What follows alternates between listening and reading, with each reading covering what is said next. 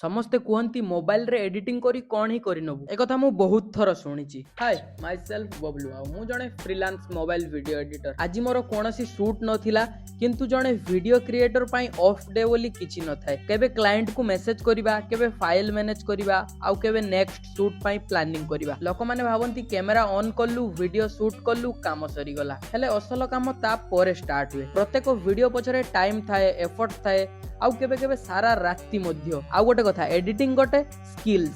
App କିମ୍ବା ବଡ଼ system ହେଲେ ମାତ୍ର କ୍ରିଏଟିଭ ହବ ସେମିତି କିଛି ନୁହେଁ। ମୁଁ ଏବେ ମୋବାଇଲରେ ଏଡିଟ କରୁଛି। ସେଟଅପ୍ ଛୋଟ ହେଇପାରେ, ହେଲେ ଏହା ମୋ ନିଜର ମେହନତ, ଆଉ ଏଇଥିରେ ମୁଁ ଆଗକୁ ବଢୁଛି। କାଲି କ'ଣ ହବ ଦେଖିନେବି, କିନ୍ତୁ ଆଜି ଯାହା ଅଛି ସେଥିପାଇଁ ମୁଁ ପ୍ରାଉଡ ଫିଲ୍ କରେ। ଆଉ ଯଦି ତମେ ମଧ୍ୟ ନିଜର ସ୍ପେଶିଆଲ ମୁମେଣ୍ଟକୁ ଗୋଟିଏ ସିନେମାଟିକ ରିଲରେ କ୍ୟାପଚର କରିବାକୁ ଚାହୁଁଛ, ତାହେଲେ ବୁକିଂ ପାଇଁ ମୋତେ ଡିଏମ୍ କରିପାରିବ। ଆଣ୍ଡ ଅଣ୍ଡର 24 ଆୱାର ଭିତରେ ତମକୁ ତମର ରିଲ୍ସ ମିଳିଯିବ। ତ ଆଜିର ଦିନଟି ଏମିତି କିଛି ଥିଲା। ଦେଖା ହବା ଆମେ ଡେ 5 ରେ, ଆଉ ଏହା ହେଉଛି ମୋ ସ୍ୱପ୍ନର ବାଟ।